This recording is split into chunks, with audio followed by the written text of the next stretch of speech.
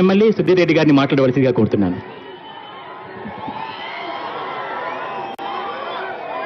LB Nagar ప్రాంతానికి ముఖ్యమంత్రి హోదాలో మొదటిసారి మన కార్యక్రమానికి విచ్చేస్తున్న మన ముఖ్యమంత్రి గారికి ఎల్బీ నగర్ ప్రజల నుంచి సాదరంగా స్వాగతం పలుకుతా ఉన్నాము.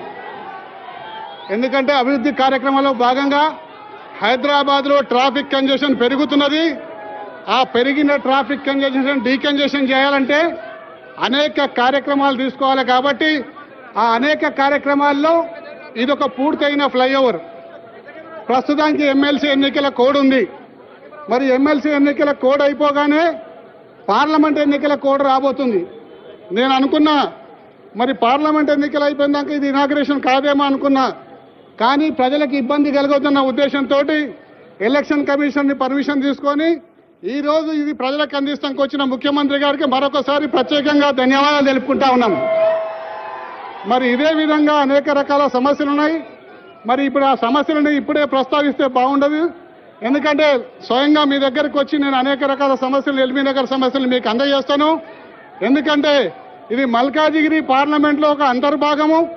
గతంలో ఇక్కడ ప్రజలు మిమ్మల్ని ఆదరించి ఆహ్వానించి అత్యధిక మెజారిటీ ఇచ్చి గెలిపించినాక మీరు పిసిసి అధ్యక్షులు అయినరు.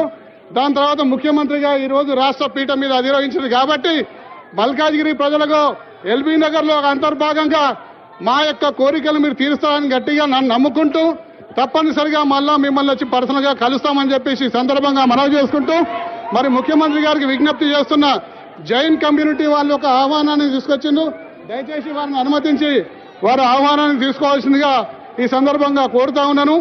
మీరు ఒక్కసారి పర్మిషన్ ఇస్తే వాళ్ళు వచ్చి మీకు ఇన్విటేషన్ ఇచ్చిపోతారు. సార్ థ్యాంక్ యూ, ధన్యవాదాలు. వాసే ఇలా జరా ఇంకో లేదు వాళ్ళని తీసు ఒక రిప్రజెంటేషన్ అట్లకెళ్ళి తీసు. థ్యాంక్ యూ, ధన్యవాదాలు. Thank you very much.